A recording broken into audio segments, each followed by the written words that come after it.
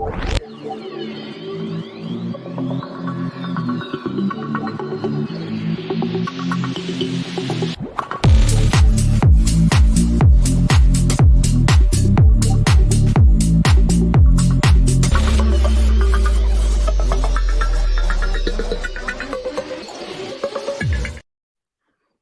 up, guys? Welcome to the show. Does this sound better? Live. Do I sound like? Did I finally fix the microphone? That's a big deal to me. I believe so. For a long time, I've had this microphone, right? I never used it right, and so I just kind of gave up on it and finally got like better microphones. But the thing is, you just have to talk at it right here. And so I was always talking at it from up here, and you just don't do that. One does not. The positional. It's a big deal. Got it. There's the other thing too, is like on the back of these, there's like these knobs for like different cardioids. And so you can either have it set to like infinity, which would be great if I have like an interview with two people, you have the infinity set, or you can have like the 3-way, which is kind of, but this is the butt setting. And the butt setting, if you can kind of tell, it's really hard to see, but it's a little bent. The 3-way and the butt setting. The butt setting is the way to go. That's the one where it's just unidirectional. It gets one cardioid in your face all the time. So it sounds good. Also, can I show off my shirt for a second? This is like I'm pretty excited about. So of course. This was a present. This was a present. I was like, who sent this to me? Who made this awesome shirt? And it says, Xmas, right? Which is impressive. Yeah. I mean, come on. So what kind of amazing fan would do such a thing? And so Seth, thank you, Seth, who made this shirt, Venice Beach Dub Club. I was like, oh, that's amazing. So I was pretty happy with that. That's pretty epic. I like that. As someone who prints shirts myself, like one of my designs here, I'll show quick. Oh, I love this. I can appreciate, a good design on shirts. Dude. It's like a velvet blacklight painting. I really want to, I want to be in a room made of that shirt. See, that's the thing. Your room reminds me of your shirt. It reminds me of like the cool girl with like the Sabrina the Teenage Witch poster and all the velvet. Yeah. The Queen of Cannabis. That's amazing. And no AI. That's like a human. This art. Indeed. That's incredible. So somebody was talking there. We tried to get a couple of people on the show. I had some friends. I was like, you guys should come talk on this because you guys know stuff. And they're basically like, no. And I was thinking it was because they had too much to say. And only a few people said that. Most of the people were like, real science. Ooh, I don't know. I would sound too dumb on a real science show. It's intimidating. It's intimidating to a lot of people, apparently. But these are people with like degrees, no offense, because you guys are probably thinking the show is something different than it is, maybe. But we're just trying to talk about things. We're curious folk, We just are kind of, explain it to me. Explain this science, magiance kind of thing to me, right? That's all we're trying to do. We're bringing it down to the level of the people. That's where we're at. What real science is, the scientific method. You try, you come up with ideas, you test them, and then if they're repeatable, it turns into something. That's pretty sweet when they're repeatable. Isn't that right, folks? We love repeatable. Muhammad's Red Beard is in the house. LOL, Mud Flood and Buried History. Hope you bros have a Merry Christmas. See, this is the kind of, thank you, Ryzen, by the way, Fortnite, I love you. But this is the kind of, this is the kind of real science we're talking about. We're talking about mud flood and things like that. You just enjoy yourself and fit right in. That's all I'm saying. So Daniel, exactly. Much like him. Oh yeah, and truth. This is great. This is great. We're having a good time. I'm having a good time. I did want to bring up some serious stuff though. Shall I try to do like a screen share just to like make it like 100%. Feel official? All right. Thank you, sir. Thank you, dear sir. Bernie. Hey, thank you. Bernard. Is there like another like older Bernadette or something like that? I feel like it's like Shadrach, Meshach, and Abednego if you go back far enough with Bernie. Yes, Spintronic probabilistic computers. What do you think about that? So apparently in Tohoku University and the University of California, Santa Barbara, which is the one I was hearing about this from, developed a scaled-up version of probabilistic computers. Isn't it interesting, though? Probably Japan did most of the work, and Californians were like, we had this great idea. We thought there should be light that was colors in the computer. Imagine if it was a rainbow of information. It would be more. Anyways, stochastic spintronic device is suitable for hard computational problems like combinational optimization and machine learning. And so this is why. Who cares? Well, I do, because I want to use machine learning, and it's so much cheaper when you do it this way. See, the idea is to have as much data happen as possible, as quickly as possible. Yeah, you combine fiber optics into the operating hardware of it, essentially. Man, I don't have things scale like in the right order, but the reason that this matters is basically cost for cost. I'll just go back to that article and we'll have to explain it without it for a second.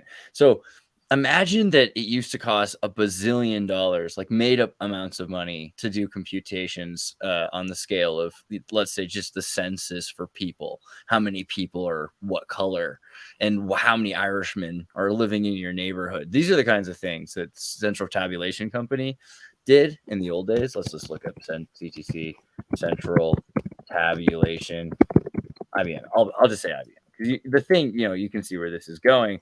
Central Tabulation Company made cash registers and all this stuff. And then they started making these machines that relied on textile printing in order to get data from people. And they would say, use this in a census. That would be the most likely. Why would you need multiple millions of numbers of digits processed in certain ways? CTC became IBM, International Business Machines. And then IBM continued the trend with magnetic tape once they got to Vannevar Bush and Memorex, right? Memorex. Yeah, Memorex, right? Well, let's go back a step. Memex, okay. Memex is the system developed by Vannevar Bush. This guy, and what it is a magnetic tape system that held data. And so that's really where all of your data has been stored, has been magnetized. But they're moving forward into spintronics using light. And when they use light, they can use rainbows. And because of that, they can get the cost down for these computations into a single chip that has 7 times the data flowing through it at once, because a red or green or blue or whatever color has another line of data. So it's basically the cost of a house now to do machine learning. And that's impressive. If it's like $250,000 to do, makes a lot more available to a lot more companies and schools and research places. That takes it to a whole nother level. And how much money can you make off of it also depends. So people say, okay, well, if I'm going to invest $500,000 or $250,000 at this point into AI, can I make money off of it? Well, I fed a chat GPT my childhood journal entries to talk to my inner child. The results were very therapeutic, right? So these are the kinds of things where they're going to create Turing test passing persons that you'll be able to engage with. And imagine people that are trying to meet a mail order bride, or they're talking to a kid that they're getting money sending to a kid that they're trying to help in another country. Like, you could completely digitize the entire experience of empathy for people by having fake people that you're taking care of.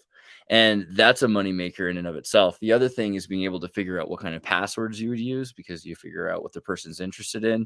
And you start by breaking down words that are associated with the books or the likes that they've had, the trends that they've followed. So there's a lot of money to be made, obviously, in GPT. But all right, that was just that was my jump for a second. Just wanted to say that for a minute. What do you think about all this? What do you think about like machine learning being so cheap that anybody can use it to create a version of you that will hack yourself? I really essentially long-term want to use it and get it applied to all of these different golden tablets, ancient language tablets, stuff like that, and apply machine learning into understanding, both clarifying if ancient documents, tablets of say Sumerians that are found in South America are actually accurate, like grammatically accurate, all of that sort of stuff, thus essentially confirming that they're all what's legitimate, what's not, and then also starting to make sense of it and organize it into who knows what will come out. But I guarantee you we will have a lot more answers. I mean, it seems therapeutic in some ways. So like, for instance, let's say you save all of the data of your life, so that somebody can process it later. I mean, Is Isn't that what your Facebook account kind of already is? It's like a timeline of your choices and changes and your GPS tracking of where you've been and what you did and why. So yeah, I think it is, but it could get that kind of sounds like my Google. and then there's this thing now, I can't remember the name of it, but like with the new video cards, let's say you're playing an old video game and they decided to put new graphics where the old graphics were. So you look at a device on a table in Skyrim and all of a sudden the device is covered with really lush textures and things and the lighting and the ray tracing and everything. It's predicting what should have been put in the game to begin with, and it's better than anyone modding the game because it's using AI. So it's like, it's a room, right? Well, a room should look like this. So if you could do, and can't you do that to a Facebook timeline? So you just basically fill in the blanks. So you wouldn't really have the same life, but you know enough about what it was like. You know what they were doing. You know what the house was shaped like. You know the room. You know where it was. You know who was there. You know what they were feeling. Becoming the ultimate Sims, like yeah. / Do you remember what the best game to the best occupation in The Sims is? Astronaut. You have to work at NASA. You have to go to college. It's like all part of the game. It's terrible. Why did you ever quit, man? I just like to watch other people play The Sims. You know what I'm saying? I got a thing to show you also. Have you seen the Blue Whale song? Do you know what's going on with blue whales? I'm very fascinated by this entire field and subject and like the intensity. It's their own language. How far? I mean, they're literally freaking giants. They're going together. Yeah, I know, right? They're literally giants. Here's a dude with arms and legs and fingers and toes. I mean, real science. Here's a giant. Okay, and he's lying on his tummy because that's all he can in this reality. Like, this is what's going on. Remaining mammal megafauna. I mean, he's a giant, but he's a giant mammal. He's a giant. He's a human, basically, in a lot of ways. Also, like, there's a lot of things very similar about whales to humans. So that's things to think about. All right, but also the mystery of the blue whale song. Earth's largest animals are, get this, singing in ever lower tones. Ever lowering, I think, is the present tense continuum they should mention, and nobody knows why. I mean, do you want to take some guesses? Does somebody want to guess about technology and why a whale would be lowering their tones? Yeah, competing with the military. Ain't nobody knows why. Going through. Yeah, this is fun. All right, in 2001, a pair of physicists turned. Let me pick it up there so you can see the giant and the little man. In 2001, a pair of physicists turned whale researchers noticed something puzzling in their data. John Hildebrand and Mark McDonald were trying to. By the way, Norm MacDonald is an awesome human being, just like God rest his soul. We're trying to build a system that would allow them to automatically detect blue whale songs off the coast of Southern California, but their algorithm kept crashing. Blue whale songs fall below the range of human hearing. If you want to listen to one, to actually hear its ethereal patterns of wobbly pulses and haunting. Is this a Moog synthesizer they're talking about? This is amazing.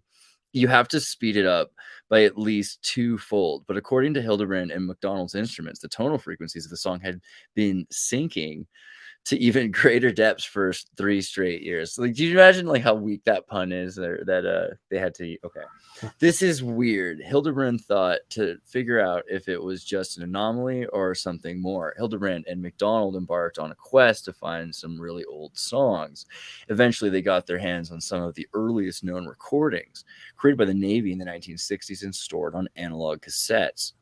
They were floored. The frequencies had declined by 30% over 40 years. You could really see, oh my God, this thing has shifted a lot, said Hildebrand, who heads the Whale Acoustics Lab at Scripps Institution of Oceanography in San Diego. Then he and McDonald, who run a private ocean acoustics consultancy, listened to other populations of blue whales in the Antarctic and the Central Pacific, each of which sang in a different song, and the trend held. So they're all singing different songs, but they're all sinking in pitch over 40 years to about 30% deeper pitches, lower frequencies. Together, they'd stumbled onto what would become one of the biggest unsolvable riddles of blue whale research for decades to come. Blue whales are not only the world's largest animals, over 75 feet long and weighing over 300,000 pounds, they're also the world's loudest, whose 180 decibel songs, as loud as a jet plane, can be heard 500 miles away by properly attuned ears. If it seems strange that their songs are so loud yet imperceptible to us, Consider that our ears barely register 100 decibel dog whistles, but now their voices have inexplicably shifted from bass to basso profundo, Elvis to Barry White, and that shift is consistent around the world, even though the local anthems are not. So, I mean, they're going to continue to complain and wax and wane. And it's like a global, like, animal group society conversation, like social interaction, language, biological alteration. It's just a lot to comprehend going on in there. It's just bizarrely obvious, though, right? Like, is it tied at all? I wonder if you can like see relations towards like the Schumann, but I guess it's kind of inverse. That this one's going lower, Schumann's going up. I think yeah, it'd be nice to show. It'd be nice to show like So when does AT&T start using cellular, and does the FCC start digitizing UHF signals into the 1960s, right? And so you've got these higher band frequencies, and you also have the beginning of so higher bands are out, and then the lower and birds are already affected. There's all sorts of data on birds being affected by higher frequencies, but they're pitched to a human range now, which is interesting because birds also didn't have to do that. There's a lot of birds that have a higher pitch frequency, but the lower frequencies were also taken for digital. And there was a good documentary I saw recently on closed captioning and how closed captioning uses like the 130th line. So there's a signal even being sent in regular frequencies between the 500 to 650 millihertz or megahertz frequency, and then all of the other frequencies that the FCC used to keep just for UHF have been gradually taken back. Right, there's no more UHF TV, so they just take that and then they lotto it to cellular. So over the years, it would get more and more dense and more used. And then if they're trying to communicate, they're like, there's radio. We need to like kind of ignore it, try to like go deaf to higher pitches and only think about like hey, can you hear me in this party over there? That's kind of what I feel like whales are feeling. And that's real science. I don't know. And heartbreaking at the same time that we are doing this to nature, I mean, questions abound, right? Because this is also 2001 that they start noticing this. And there's a lot of weird stuff off the coast of California that kind of like Pteroptoxis nocula is kind of this parasite that they were finding. And toxoplasmichian, right? Because there's toxoplasmosis in cats. We all know that. But there's one in the seals, and it causes them to just bury themselves, like burrow into the ocean as deep as possible until their heads implode. Hey, buddy, what's up? Is this Philip Draginin? Merry Christmas, man. How you doing? Shit, you guys celebrating? Hi, Merry Christmas. Well, how you doing? This is Philip Draginin. I don't know if you guys watched some of his mud flood research. He's done some amazing videos. How you doing? Your work. Great stuff. Yeah, I'm in Thailand, man. I was about to say, you're in Thailand now? Like, how's it in Thailand? How's the weather? How's the I'll just leave it at weather. Weather is fine, man. Everything's okay. That's good. That's the most important thing. What are you guys doing? Well, so we're talking about Canada. He is in Canada. I'm in Minnesota. It's cold there too. Yeah. Have you been seeing anything? Yeah, Have you been noticing anything? Have you been noticing Tartarian architecture? Is there anything going on? What are you looking for there? A bunch of evidence of so-called mining stuff. If you remember, I was talking about that shit. So yeah. So what do you think went on? What are you seeing? You're seeing examples of mining, like they took it, they destroyed everything. Like everything is connected here. All these hills, mountains, so just mining by waste. By products. Yeah, and all this architectures actually these original architecture reminding me the cargo code. I've been talking about that shit. But you cannot actually speak about it here because it's kind of prohibited stuff. Well, so I'm not gonna show any examples or anything, but just believe me. Literally, are you kidding me? I was just pulling up pictures of Thailand. That's just so. No, not this stuff. Yeah. I have already filmed all this shit. It's on my camera. When I return, I'm gonna upload every fucking thing and do the best, review of that cargo cult in town. I like it. Okay, there's a lot of stuff that I wonder let it be just for the future projects. Okay, we've been talking about giants. Looking for 2023. So what I'm curious, do you think there's any evidence there also of giants? Is there anything like that? Well, there's a bunch of dragons here for sure. There's nugs and all this stuff I was talking about. Serpent humanoids and all this stuff. So all the art, around. Yeah. Okay. Yeah. So, but you're saying like probably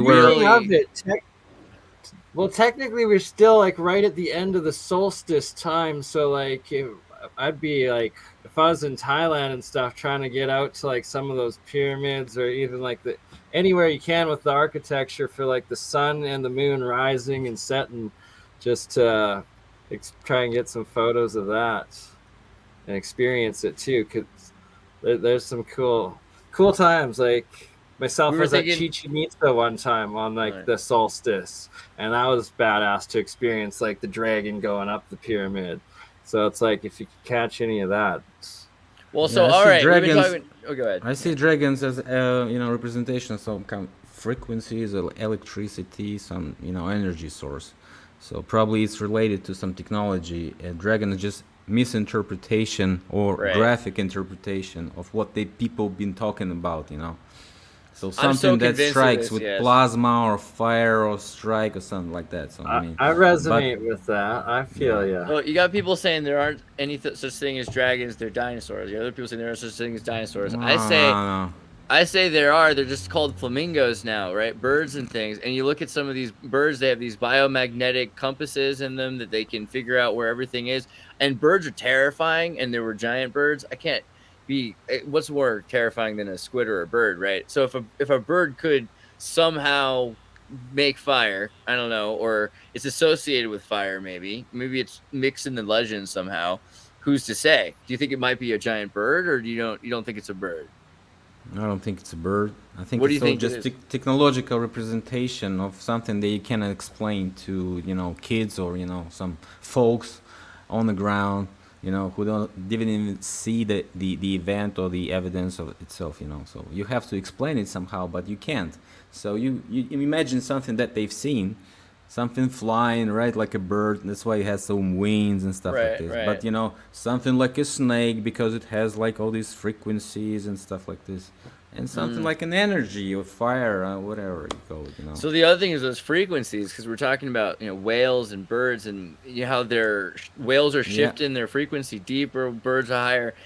What do you think's going on? Do you think do you think something's going on where we're destroying nature with the frequencies, or did they used to use these frequencies? Like what's up with these frequencies? If we go to the bottom layer, it's all water, so it's all connection, and I think it's all the same field. We're within this field, so we probably feel all these frequencies.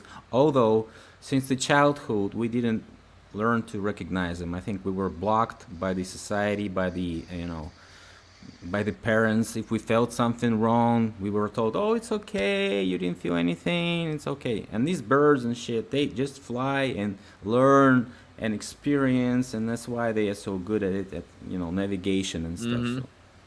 So I think it's just all about torsion fields, this network of connections, is what the scientists predict. What if they're doing? So if that's what's going on, then maybe they're if whales are giants, also, what do you think about that? What about the idea that whales are like the remnants of giants? They're giant mammals. They have fingers and toes. They're trapped in the ocean. They're lying sideways because of something that's happened in nature.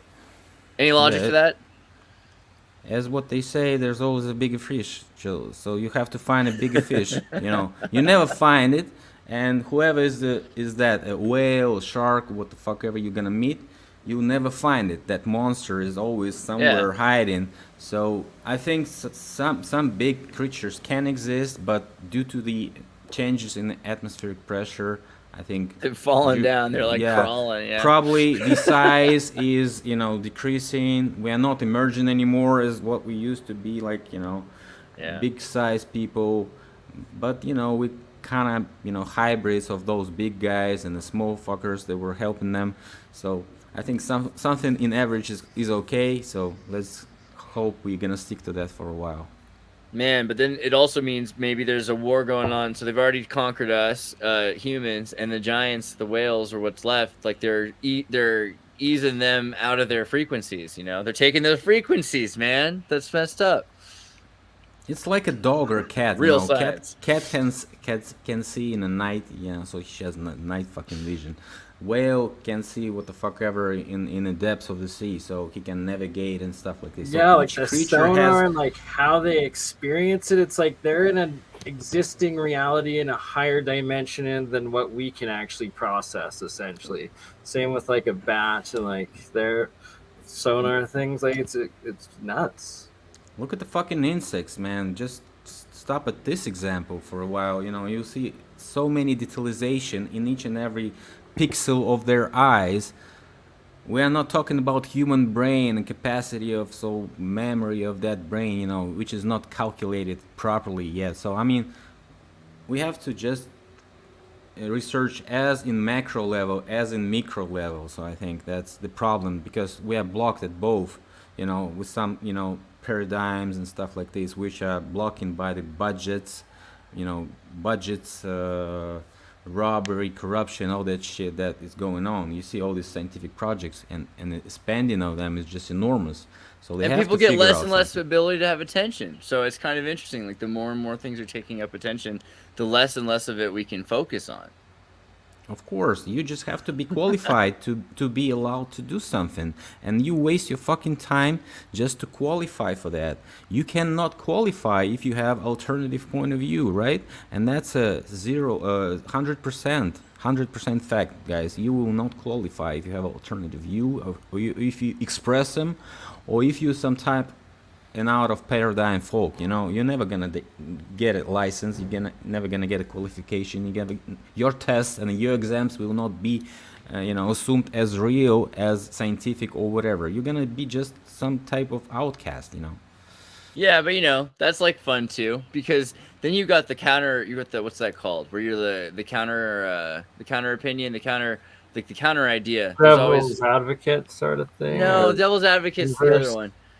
Well, yeah, literally, if you have a counter opinion, you're gonna end up at the counter, you know, and serve hot dogs for people. That's what you're gonna end up without any fucking money in this world. So, I mean, you have to finance. You have to, you know, human funding or crowdfunding platforms are also exist. They also exist. The paradigm there is also pro-scientific, as you can see.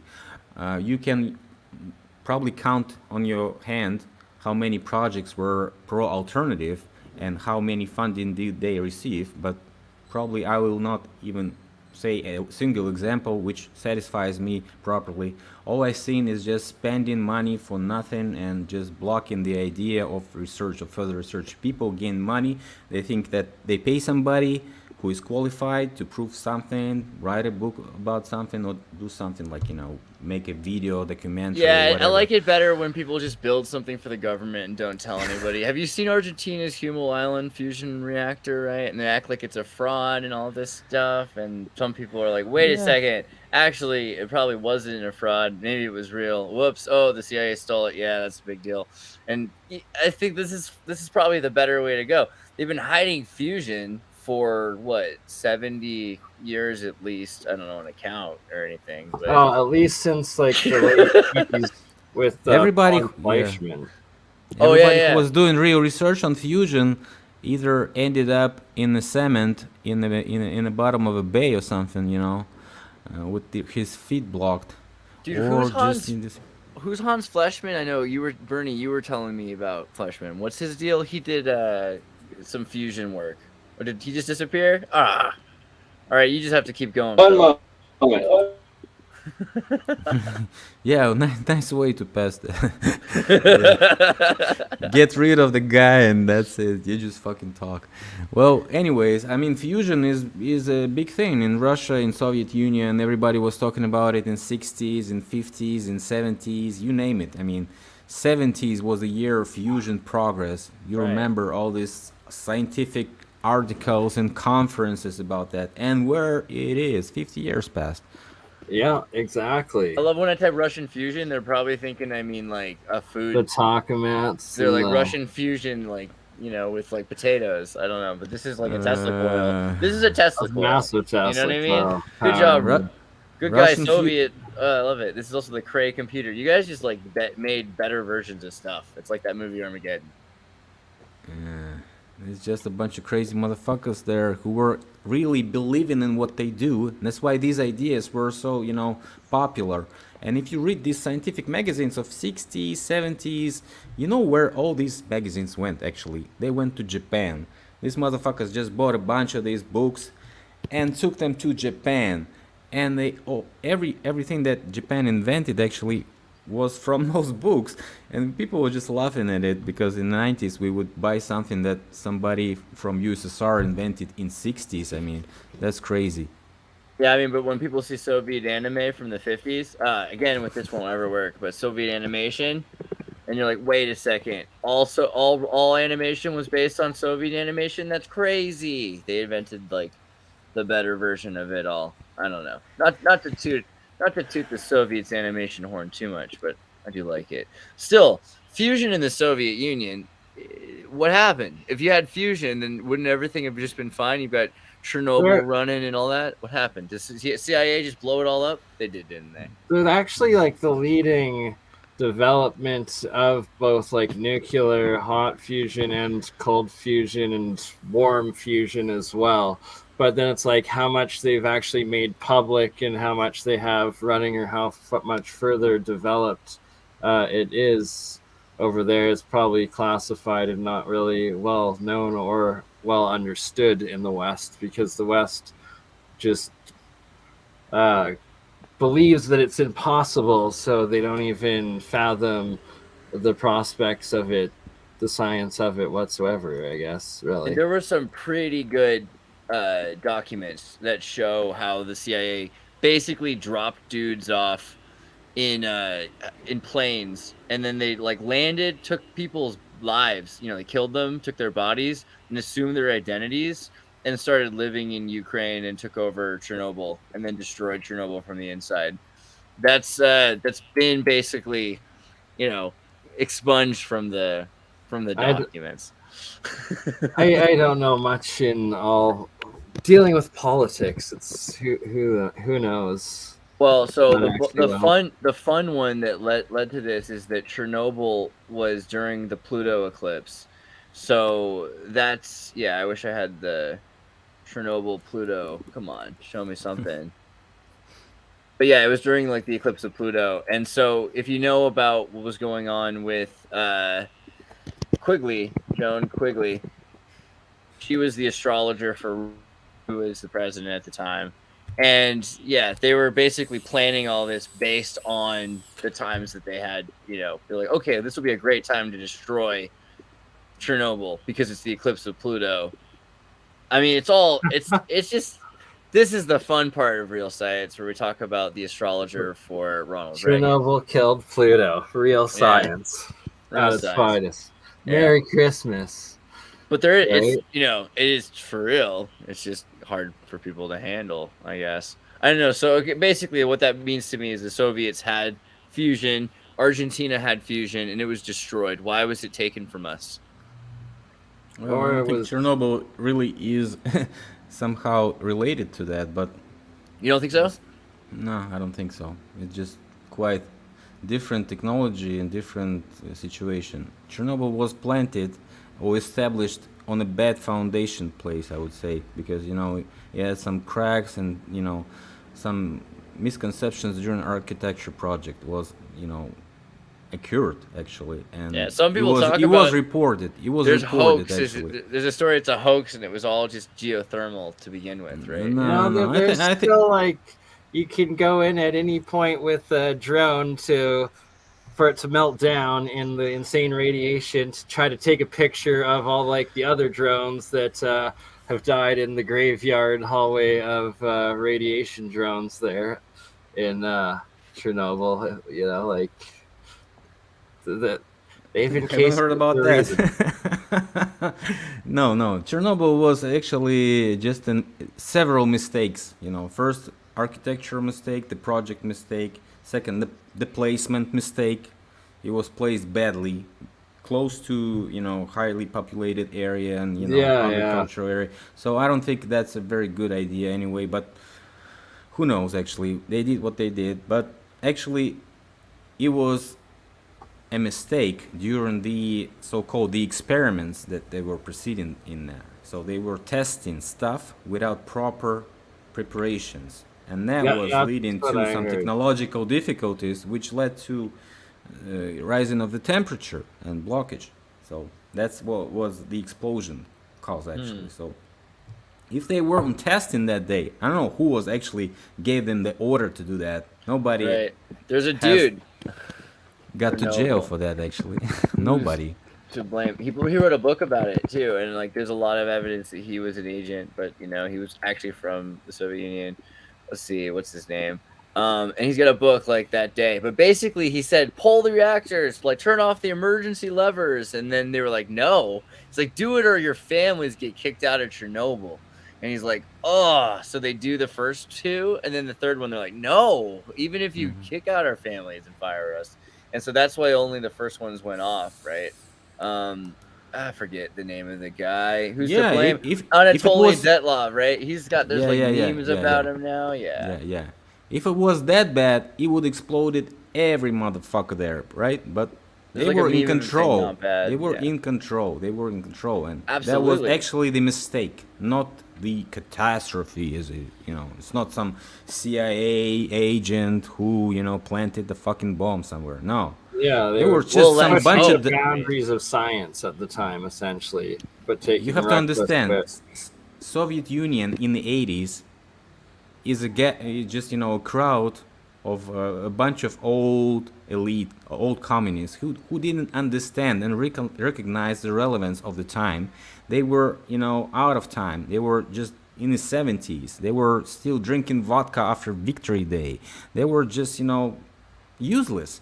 And then their decisions and their laws that they were actually creating, science, that evidence is correct. So I mean, kind of like let's go Brandon today. Yeah, I mean, we are getting all these papers right now that are showing how intricate it was. People just don't believe. It's like how crazy would it be for the CIA to take that much cocaine? And it's like, no, they were, and they definitely did.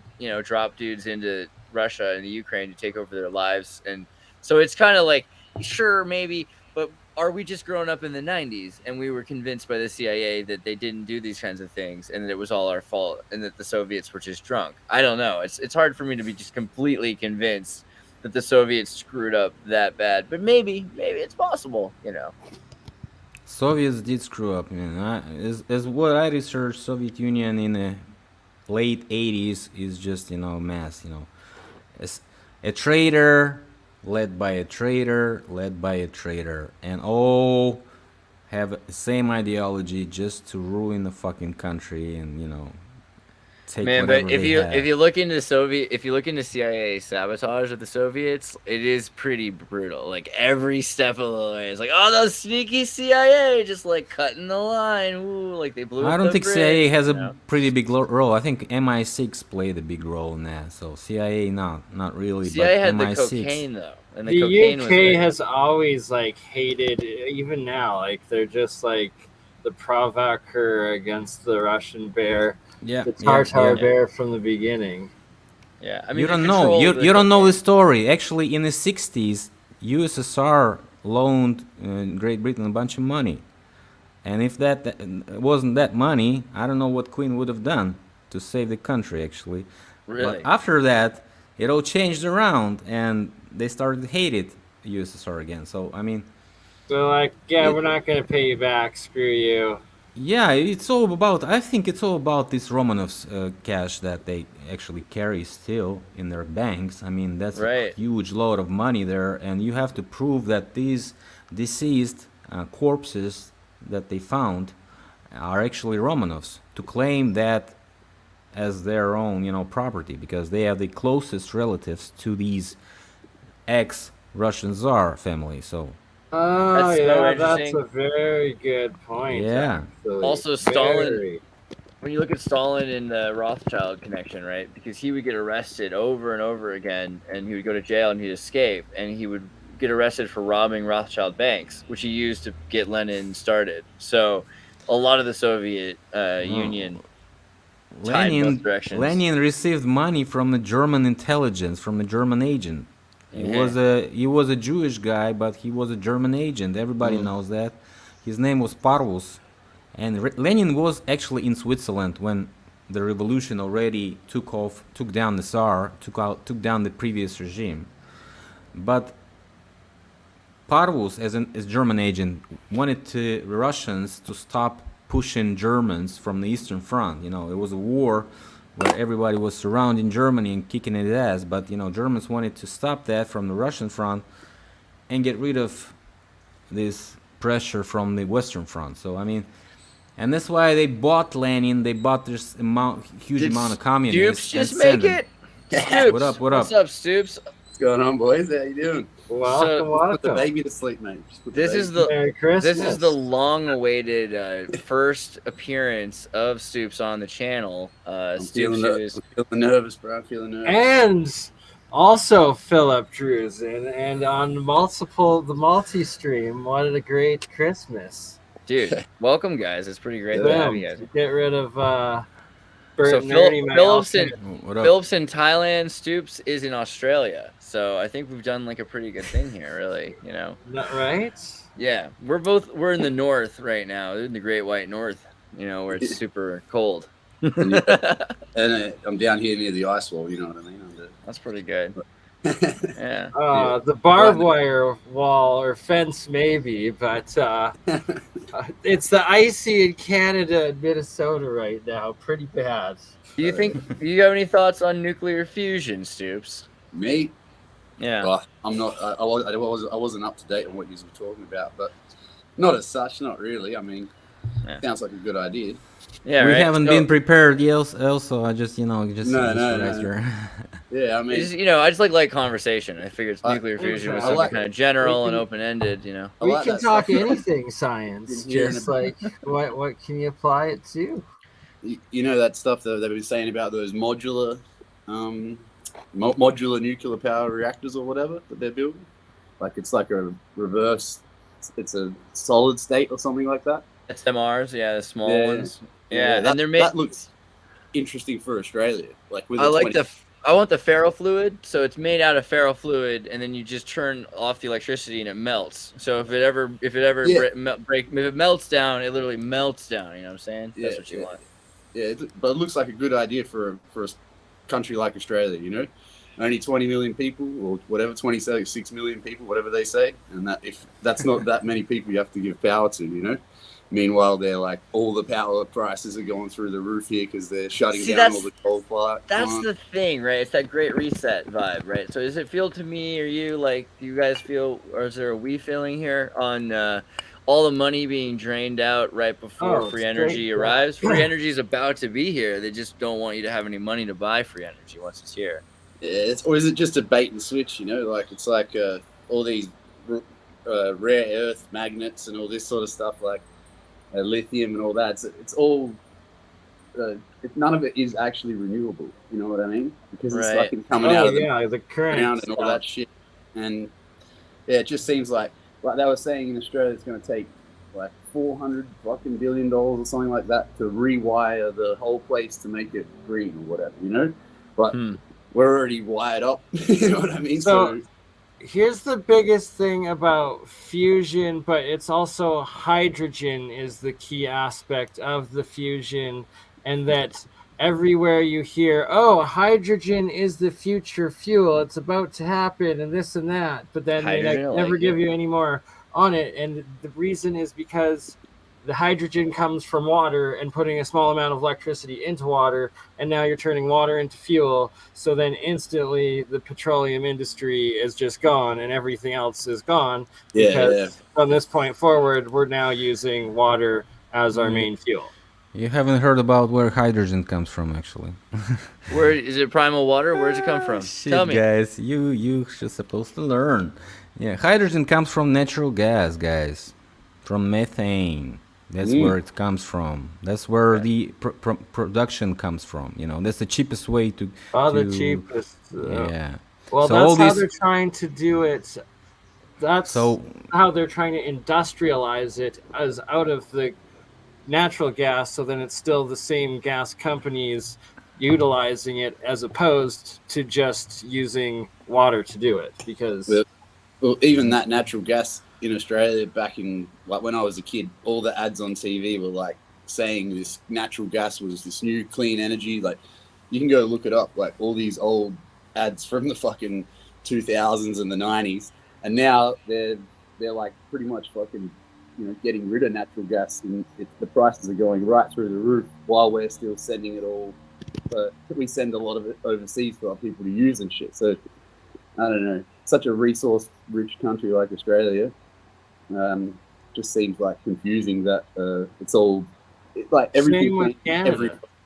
It's been taken over by a giant technocratic corporate global cartel that is just, well, and the 1% elite, whatever it is, whether it's new power or old power, they are enslaving us all and stealing our natural resources when there's more than enough within our nations. And exactly. It's like in Adelaide, the GM, like General Motors, came here like in the fucking 50s or 40s or something like that, and at the time there was like trolley buses and trams and shit going to the port, and like you could, every 15, 20 or they were like literally the same as in the San Francisco video, running directly behind each other. You never have to wait unless one broke down and all that shit. And then as soon as General Motors rocked up, they're like, if you want us to make this fucking car factory here, well then you got to rip all that shit up, dude. So like even on all the main roads, there's where the trams used to be and all that shit, and now they start putting the trams back in again, and the budgets just to lay 10 kilometers of track are just unbelievable, and they have all sorts of problems, even just to turn a 90-degree angle. With these trams, they can't even take a year to work out the geometry of it, and it's just like, that's when you realize, fuck, what are we gonna do, dude? It was all here already, and then now, like you said, if we're coming to this point where they're gonna bring back free energy, I don't really buy that they're going to actually bring it back. I think it's all just going to make everything go. It's that there's so much of it coming out that they can't really stop it. But yeah, they're going to continue to do everything they possibly can to prevent it from taking over. And like that's the whole thing. It's like they don't want the secret getting out of you can use water and electrolysis to make the hydrogen stuff, like the Stanley Myers style technology. I just want to reiterate Stu's point, though. That's hilarious. Welcome, where they have Dr. like these Disinfo MT. Hey, what's up, Disinfo? How's it going? I was gonna say I really love how they started out with electric trolleys that eventually they couldn't figure out a use. They added horses to them. That's hilarious. Yeah, fuck. Yeah, it's pretty crazy. I've shown you some stuff of Adelaide and Australia, and it's a head scratcher, dude. I mean, we have to go deep. We're gonna have to go super deep. Dr. Disinfo, tell us a little about yourself really quickly. Now that you're on the show. Sure. Well, I pretty much saw the link and I decided to hop in. I'm coming in a little blind. Cool. Tell us whatever you're willing to tell us about your background or what you're interested in. Let me think. I don't know. I guess have a general. Did you go to school? Yeah. Like I have a general computing and math background. Okay. As far as what I'm formally educated in. Legit. Okay, so that gives me a place to go. So what do you think about fusion in terms of entropy? Do you think that there's that this is going? What do you think? All right, start off with that. The idea of energy and free energy and the reset. What are your thoughts on this? Thoughts on that? And yeah, so one key point for reference is that just in the news in the last couple of days, like some official American university has published that they used a laser, like kind of like cold fusion, but it's not even making it up. It's warm fusion, and they got more energy out of the reaction than they needed to put into the reaction, which was the key step missing for nuclear fusion power plants to go. And it also is the fact that it's now like well, we've acknowledged you can get more energy out of reactions than putting in, aka over unity is legitimate and free energy is everywhere, sort of thing. Yeah. So as a math man, what do you think about over unity? Well, I'm not familiar with the term, but that it means basically to go explain what is unity and energy. It's you're getting more energy out than you're needing to put into the start or create the reaction. Okay. Yeah. All right, that makes sense.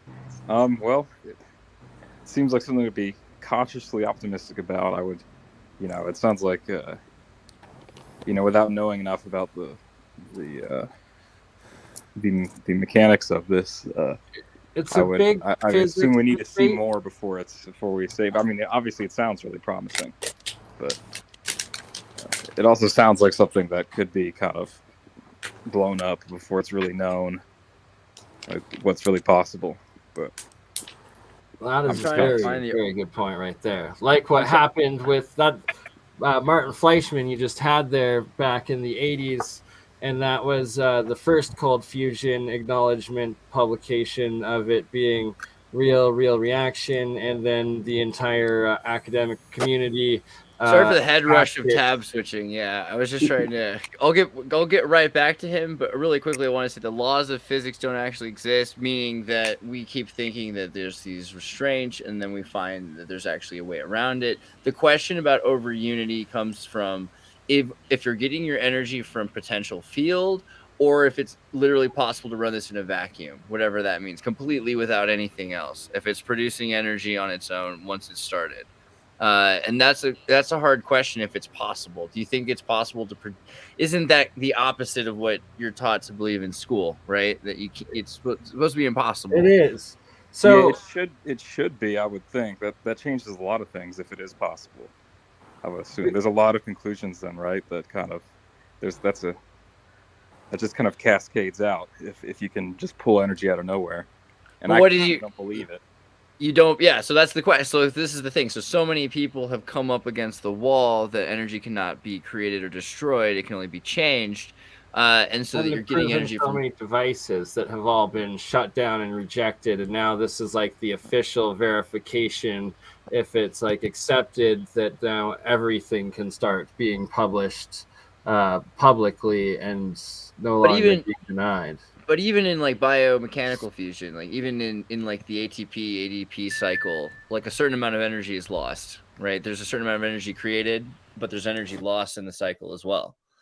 So, I mean, I don't know. I wonder about this idea of how would we even go about, like, how is new energy going to be produced? How is new electrons being created? What's happening?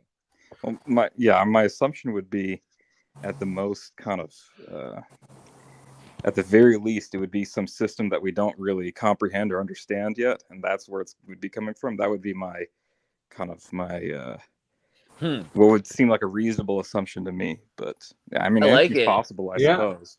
I mean, I like how open-minded you are, and it's interesting thinking about, because CERN's recent talking about metaquarks such as the pentaquark, which has been, kind of officially evidenced to the public as much as it ever will be. This idea of energy being something even subatomic or something beyond the monadic. That's what do you think about energy? What do you think about subatomic?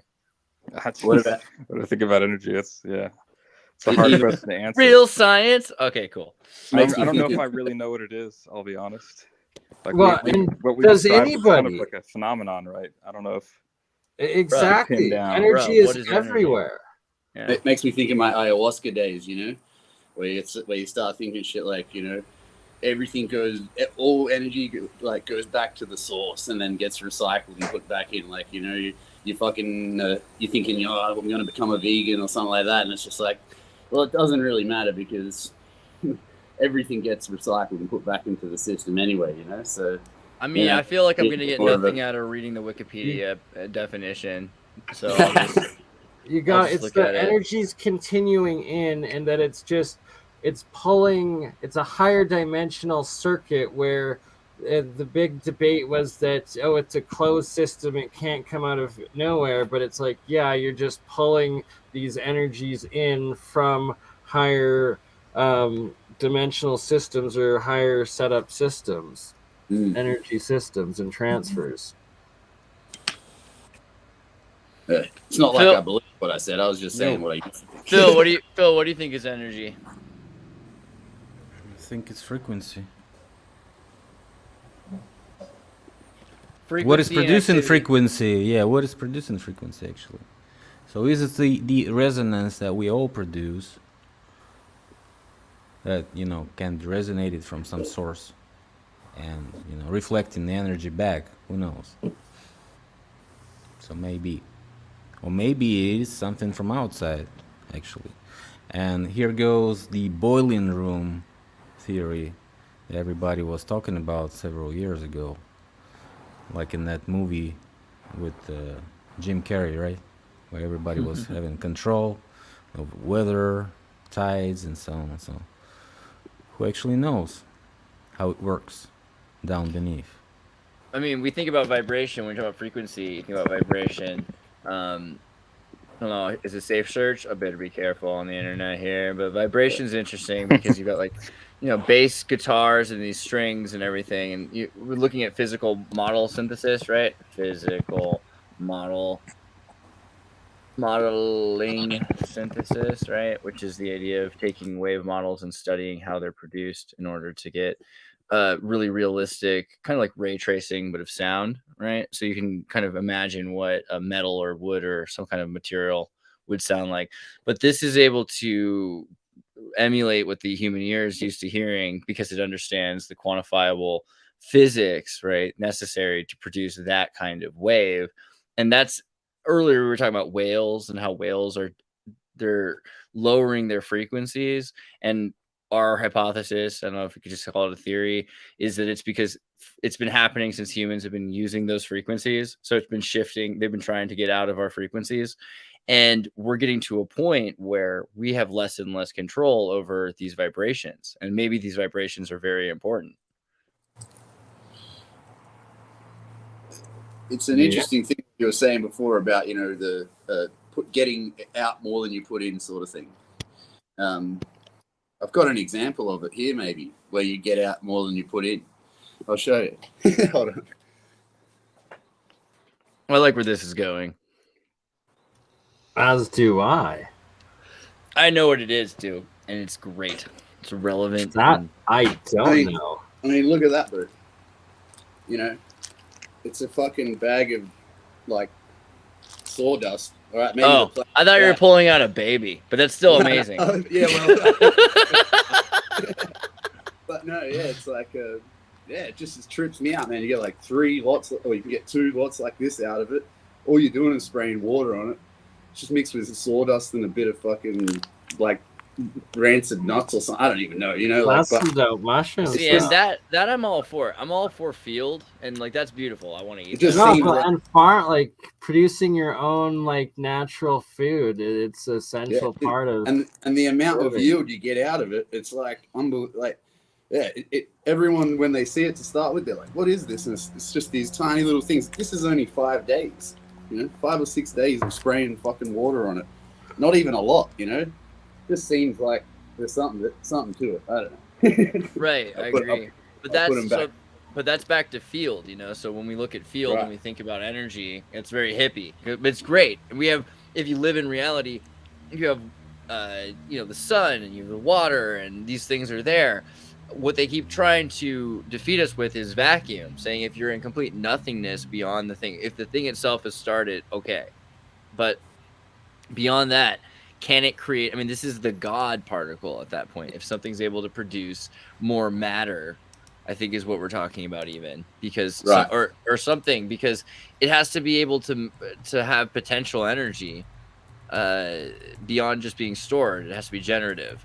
And so how could you even have fractal energy that's generative? You're asking me, bro? I don't know. I mean. Yeah, Dr. Disinfo, you have any thoughts on generative energy?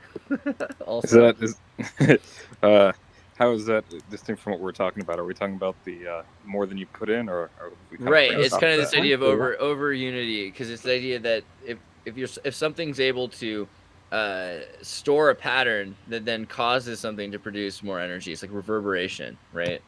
So you talked a bit about the idea of subatomic particles. Maybe there's something in subatomic particles that can cause reverberation and then could cause excess energy to be generated.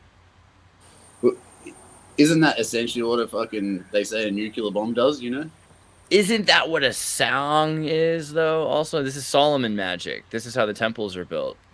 But yeah, a nuclear bomb is radiation. So it's just like all the frequencies at once. Or I don't know if that's oversimplification. Jesus. I mean, sound bombs are crazy, you know, right. The idea of waves, and we don't even think about like how. Look, is this somebody saying? Are they talking about radio waves hitting the guy in the head, or is he just able to hear it? I don't know. Mm. Have you heard about this police technologies to? Yeah, set the frequencies in certain direction. Yeah, they use like sound energy weapons. Yeah, to make people feel like. No, I made the video. I made a video about that. So but crazy. They took it down. Yeah, the riot control stuff. That makes people feel like their blood's boiling or something. Are you guys talking about active denial? Yeah, blood's boiling. System? Yeah, blood's boiling system. Well, they didn't even. It's called active. It's called ADS, active denial system. Jot that down. Get that one memorized because it comes up a lot. Major term. Active denial. Can I just make this crazy? Yeah, basically, ADS, active denial system, is a non-lethal directed energy weapon. However, it can be lethal if they want it to be, I guess. But designed for area denial. So you're trying to keep people from getting into the area or stay out of an area. You know, it's kind of like what they do with dogs or whatever. It's like a heat ray is the other name. Dude, even the ambulances here now, when the ambulances go past, it's got this like woo woo woo sound, and it's unbearable, dude. Like when they, like, it's not just a siren. They've got like some fucking, it's like a vibration that comes out of like a woo woo woo woo as it's going down the road. It literally makes you like go like, oh fuck, you know, like But they actually used it on fucking Australian people. Control. Insane. But I'm trying to load that page, Phil, but it's taken a Russian moment. The birth of new technology, water fuel cell. What's this? It's not mine. No, I'm waiting for yours to load still. That one was from Anthony Williams, and that's the Stanley Meyer device paper, I believe. Oh, okay, yeah. So refresh. Why not share something that'll get us killed? Let's go over it. Yeah, let's really quickly, while we're doing it, refresh people on Stanley Meyer's water fuel cell. We talked about this before, but I don't know. Dr. Info, I don't know if you've heard of him. This is a guy who invented a water fuel cell car, and everyone was like, that's crazy, but he like made it public and then he was killed. Or like he was suicidal. Epstein, you know? Yeah, how it goes. I saw something about this recently. I don't remember what. It was some meme or something, but it was this guy. Epic. I'm glad he's been submitted to your subconscious. But so what is the deal? What's the deal with Stanley Meyer's water fuel cell car? Water fuel cell. That's the key part, is you just need a little battery, and then you're just turning water mass as your main mass into the hydrogen with just a small amount of electricity. And his design was able to carry water as the fuel that then burnt in the combustion engine, or it turns more into an implosion than combustion. This I like. I'm far more about this than like vacuum, like alchemy. I think the idea of producing something without energy is I'm very interested in how that's quantum possible, whatever. But here with fuel, this is completely reasonable. And now you've got a fuel cell, and the battery has a certain charge, and then you can give it that charge to continue it, and then that continues the high ampage necessary to break down more water. So once you start it, exactly that's essentially the nuclear or the electrical or energy system that you're getting. Once you have it fired up, it's producing enough energy to keep itself going, plus put out more to power the whatever you're doing. And he died. So then they murdered him, and that sucks. But so here's his paperwork. What was the deal? He was trying to build this car. He released the actual paperwork on how to build the thing. Built several. Built the car. Yeah. And then so some Saudi Arabian, I don't know if it was the royal family or just someone was sent with hundreds of millions of dollars to buy him out, and he refused to sell the patents. And then after that, there was like some Dutch or Belgium, I think it was. Yeah, Belgian investors or something that came to do a deal with them. And it was seen that they like gave him something, poisoned him in a like public diner, and that's where he died on the spot. And he has an identical brother that also like still has all of the information and knows how to do it, and has like not said a thing in the last 30 years since his brother was murdered. Wow. Sounds like free energy's just been out there. People have had it. Oil companies have killed them for it, but it's about to be released. Is that enough to stop people from trying again, though? I don't know. That's the whole point. Yeah, so actually it's interesting because we know some people that are trying to do this, and we try to do some of this ourselves. Burneye does some really interesting stuff, actually. Let me go to John Hutchinson's page, the John Hutchinson effect. Have you heard of John Hutchinson? Do you know who that guy is? I don't know. I don't know if I have.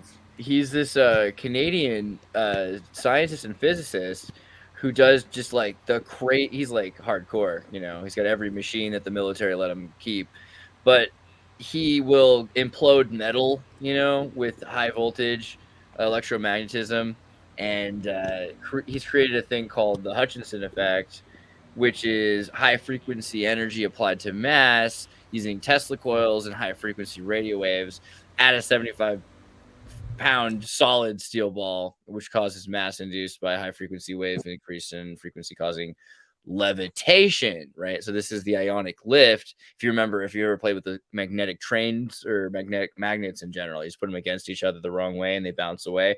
That's ions being forced off the magnet because of the polarity. So this is creating a space which is forcing the ions off of the off the metal ball. You're making me think about if they made an artificial pole or not. An artificial pole, like the North Pole? Magnets. Yeah, exactly. And so the other thing is, if you had a bunch of cellular towers, right, you could broadcast.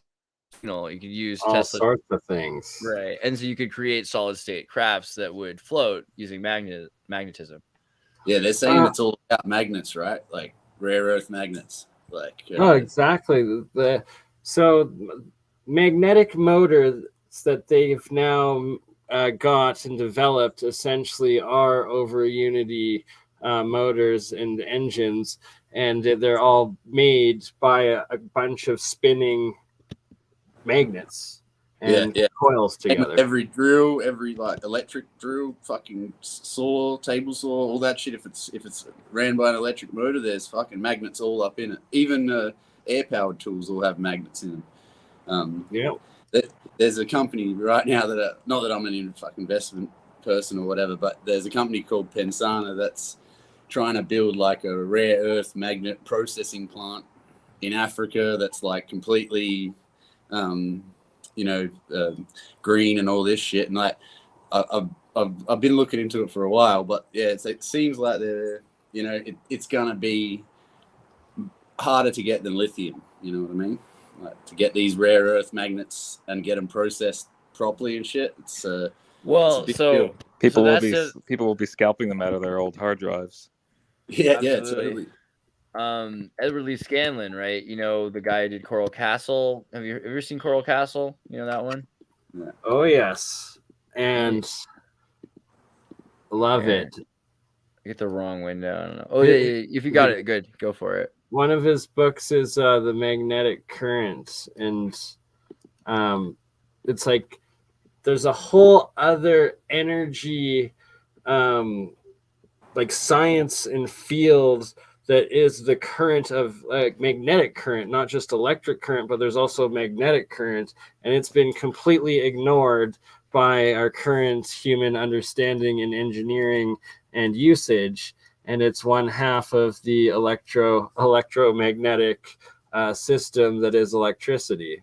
Yeah, and so long story short, you can make a magnet virgin again, even if you can't do that with a human. So it's pretty useful to have like that's what Edward Lee Scanlon's book talks about, the 16 sweet virgins, it's referring to the polarity of these magnets, and he's taken metal and he's polarized stone with it, right? Because he's using radio. And so electromagnetic radiation and radio and probably harmonics are the answer.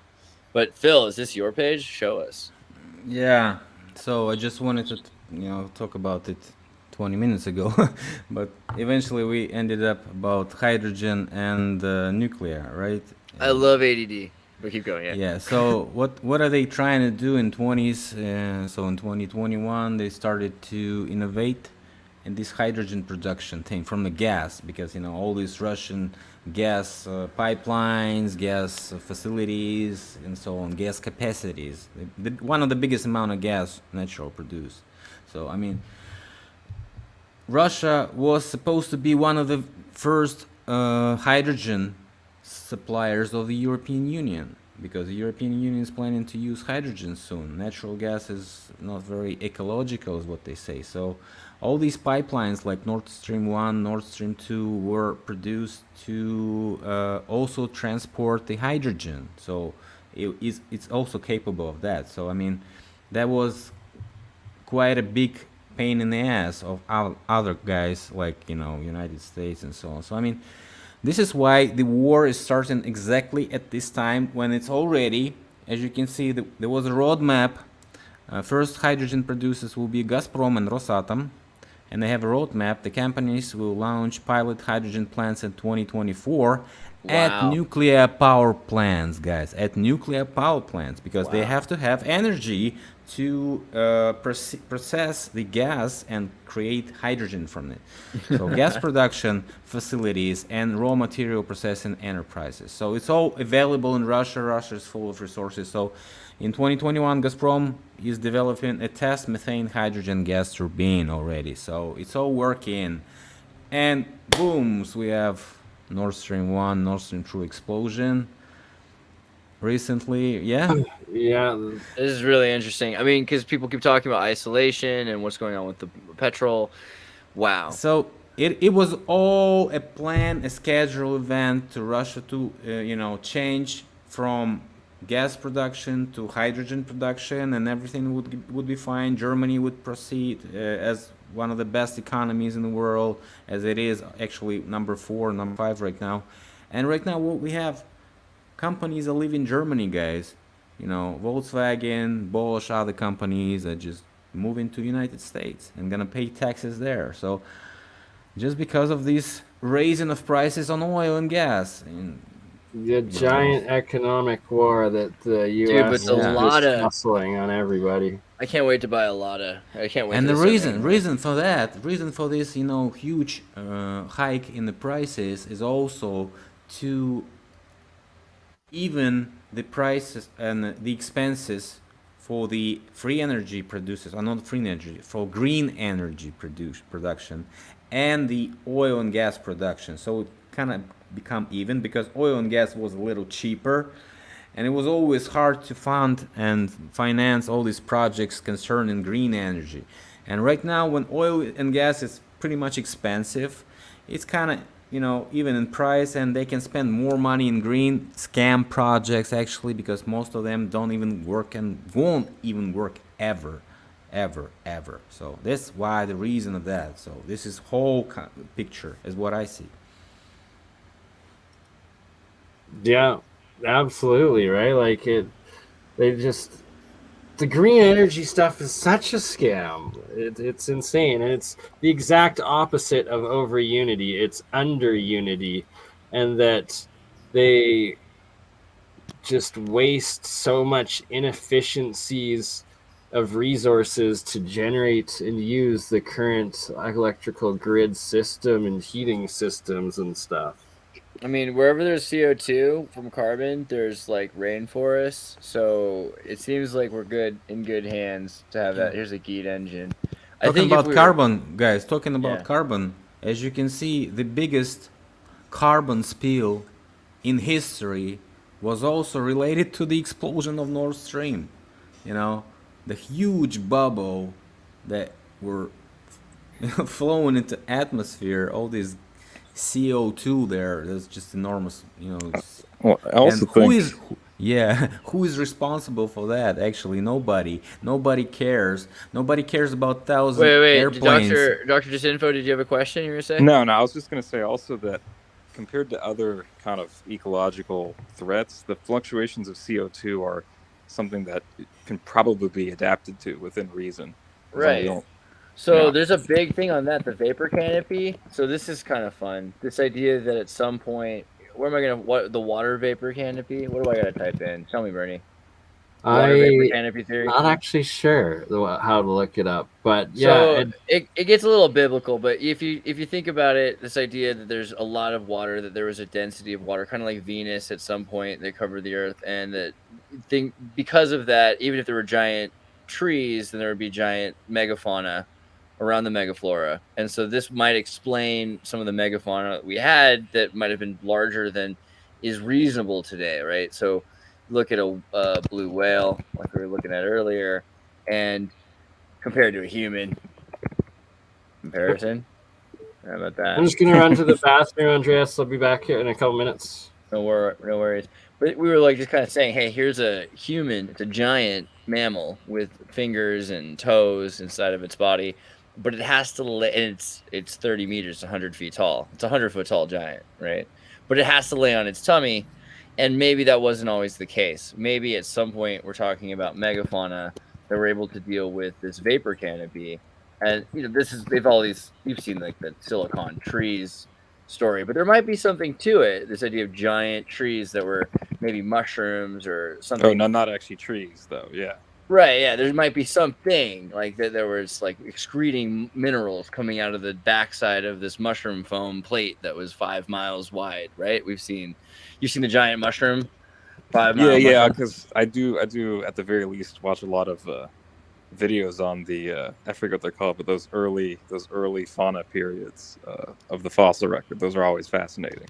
Yeah, what do you think about the idea of maybe that there was just like a more dense atmosphere or something for megafauna? Sure, I don't see why not. Sure, right? Yeah. Well, okay. What do you like about the idea? What are some of the things you think about when you think about megafauna in that period? I guess the big thing I wonder is if it's just and I don't know if there's a lot of evidence of this, but if many of them were just killed off by packs of our early ancestors or something. Yeah, I love the question of whether or not it was like our fault or whether it wasn't. That's a good like one. If we were that good at just culling I don't know. And we obviously have remnants of them, in Africa and and elsewhere, but for the most part, they just kind of. I think there are some relatives of the elephant line are pretty much everywhere in the world. You can find fossils of them. I want to say, right? Like between. It seems like it. I like this idea of the Tartaria thing, right? Is that you've got this lost civilization, kind of this Atlantis-like civilization. What's his name? Grant Hancock kind of civilization, and then it's destroyed, and part of that includes like world after tomorrow, like environmental shift. So maybe out of Indonesia, Krakatoa temples, they've got this kind of idea that there was this volcanic energy plant that was running the world, and then it explodes and we lose that civilization. And then also you've got, what's it called? The Carolina Bays. I heard, now this is entirely secondhand. I heard from someone recently there were some very oddly dated ruins in, what was it, Turkey or somewhere? Mm-hmm. That were and something very odd, which was the statues have. And I heard this secondhand, so I heard this from someone else describing what they saw. So I cannot confirm any of this, but it was a very attractive idea to me, if any of it's real, which was that they found these statues with consistently 6 digits, which should not make any sense, because from what I understand, 6 digits was something that was kind of genetically sieved out millions and millions of years ago. So that it wouldn't be possible, or it shouldn't be possible for that to be an ordinary trait, especially in anything that remotely resembles a human.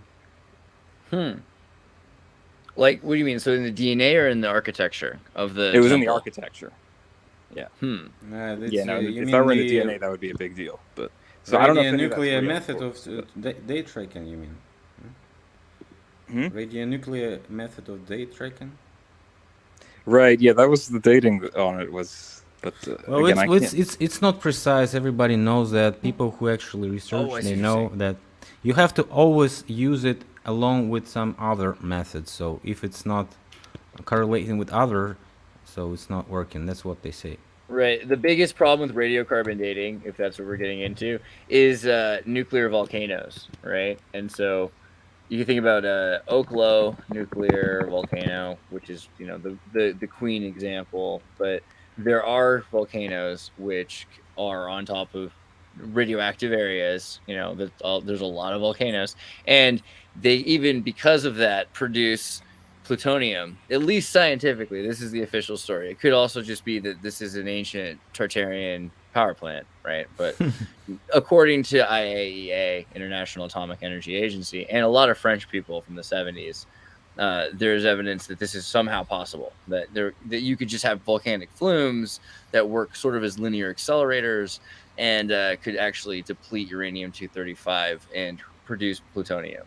So in that circumstance, that messes with your radiocarbon dating, right? Because then you could say, oh, this was a lot further back, because we're assuming things are taking this consistent approach when probably it's just this crazy volcano every once in a while that's making the major dating.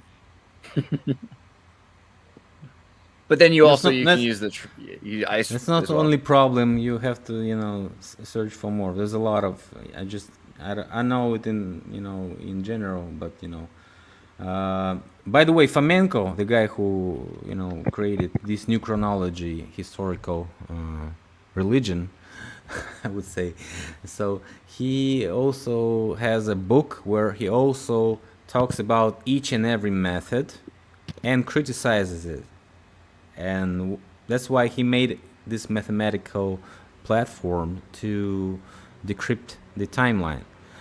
And so he put all this data there, and just the math. So he's a mathematician, he's not a historian. So yeah, it's pretty interesting. So have you actually, Dr. Disinfo, you might have been interested if you've ever heard of Anatoly Fomenko. He's a Russian mathematician, and what he did was he looked at the chronologies of different calendars and tried to reconcile them, and found a lot of difficulties because the Jesuits have messed with the calendar.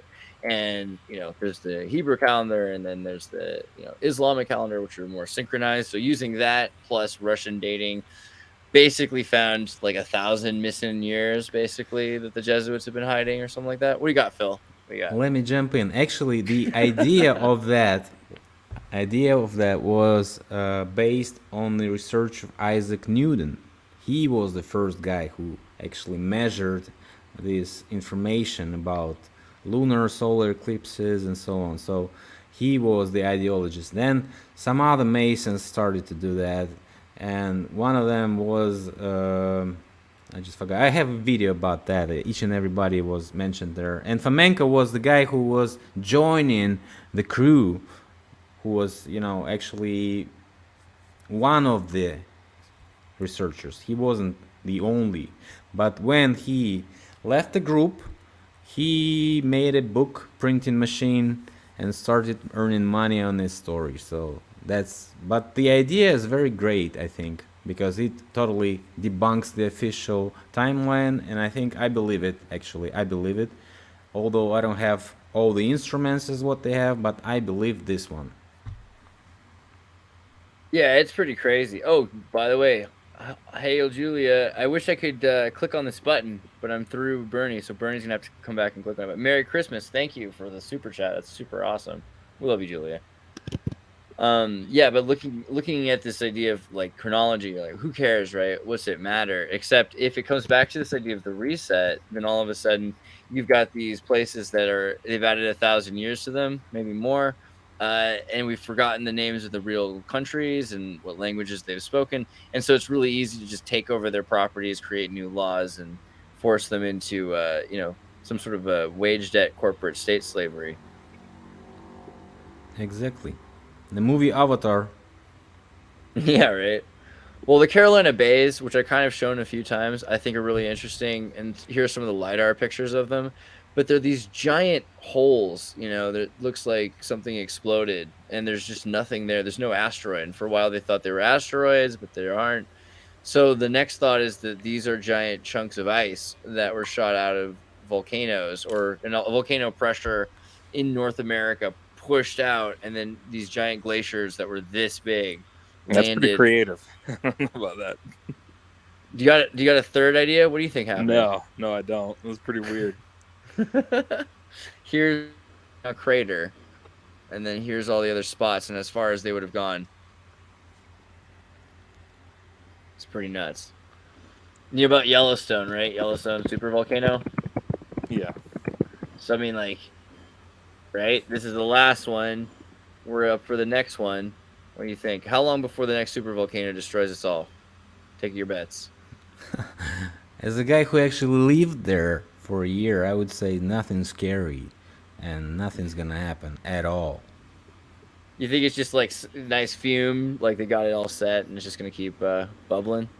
No, I think just it's all a bunch of bullshit, and nobody knows actually what's going to happen. They're just spending money, as I've been saying on that. And, you know, all this volcanology is basically pointing the finger in the sky and saying whatever. I mean, but there are also power plants, right? We could use this geothermal, right? This could be free energy. Here's the answer. All of it. They use it already. They use it already. Who actually needs free energy in Montana and Wyoming where there's oil everywhere? You know, who needs this energy? That's what I've been saying. There's a technology and there's production with costs, you know, and expenses. And you have to understand that if it's expensive, you won't ever build this stuff. If it's dangerous, if you have to pay a bunch of, insurance companies, I don't know, who's going to pay for that? Yeah. So think about it. It's efficiency, it's money, it's budgeting, it's finance, first of all, and investment. That's what's leading this stuff. This is why nobody's going to get rid of oil and gas. What about, we're supposed to be afraid for the birds, we're afraid for the whales, they're losing the ability to use their frequencies. People freak out about 5G. Do you guys have any thoughts about, like, radio frequency? Is it harmful for people? Or is there a way it can be used for good and evil? What do you think? Is it magic? What is it? Yeah, my video was banned about that. That's the same video I've been saying about the ADS. So people were saying that you can use 5G for this ADS technology, actually perpetrating the human heart or whatever. If you have this graphene in your blood, that can jump right into some personal, arteria and block it, whatever. So that's just unimaginable bullshit. We all have cell phones with us, right? Yeah. They can definitely explode it when we're talking. That's no question. If they want to get rid of us, they can do it. Anytime. What was that called? Anywhere. The Samsung Fold 5 or something? Remember that thing? It was like exploding. What was it? Not a Fold. It was a Note. The Note 5. That's just the lithium battery getting messed up, right? There was a crease. It's a lithium battery, but the explosion is controlled via smartphone technology, right? Did they make you do that in school, Dr. Disinfo? Did you ever have to do that formula where you figure out how big the explosion will be on an airplane because of the lithium battery and how charged it is? Because it's a big explosion is the problem with lithium batteries. It can cut your head in half, guys. That is crazy. That's wild. Yeah. I mean, it's a pretty impressive thing what you can do. So using 5G for this control and this finding a person, killing them, perpetrating target, that's okay. But actually, there's more cheaper ways to do that and more silent and quiet ways. Just imagine if people are gonna be dying in the streets, dropping dead because of 5G. Nobody's gonna be using any fucking 5G really. So they don't want to do that. So 5G is just a data transfer technology with the higher frequencies and probably have maybe more effect on something, but it's in the field of non-ionic frequencies, right? No, so I don't think it's going to harm us at all. The impression I got is that there's so many other types of electromagnetic, I guess, saturation going on from, like, just the radio from the cell phones and the Wi-Fi and this, that, and the other, and that 5G is not well, you can measure that. Meaningfully you can measure. distinct from again, those. remember that blue whale's freaking out, man, and they're singing deeper and deeper songs because they're like, dude, we can't even hear ourselves think, literally. And is that specifically in response to like a particular frequency? Bro, the title says the mystery of the blue whale songs, how nobody knows why. They don't want you to know this. This is our completely harebrained crackpot, theory right here, because they're just telling us this has happened. Here's the data. It's been going on since 1960, and it's gonna get worse, and it's getting worse progressively, and we've got records of it because they've been recording whales since then, and their tones just get deeper and deeper and deeper, and they're just wondering. They're just like, why? People, right? I don't know. I could be wrong. But I think the thing is we're saturating so much of our signal. That was our thought. Like UHF used to be all these TV stations we were kind of now it's like everything is the cellular data they're auctioning off, and it's just there's no space anymore in the vibrations. Yeah, I totally believe that. Yeah. Yeah, exactly. They're getting pushed from their frequencies to lower frequencies. That's it.